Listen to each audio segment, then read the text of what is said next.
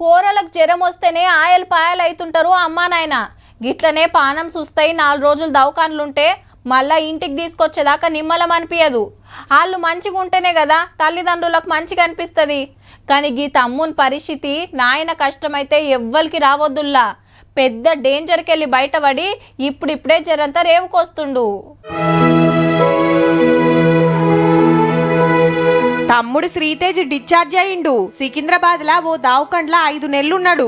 ఇన్నొద్దులు మన క్యాలీలా లేకుండే ఇప్పుడిప్పుడే కండ్లు తెరిచి చూస్తుండట జర. బ్రెయిన్ కండిషన్ అయితే ఇంకా ఏం లేదు. ఖాళీ చూడడం చేస్తున్నాడు తప్ప గుర్తుపట్టడం అలా ఏం లేదు. ఫుడ్ కూడా కొంచెం మోరల్గా 15 డేస్ నుంచి కొంచెం మోరల్గా ఫీడ్ కూడా తీసుకుంటున్నాడు. తండ్రిని కూడా గుర్తుపడతలేడట. మాట్లాడు లేదు, నడుసు లేదు. ఏమున్నా బెడ్ మీదనే.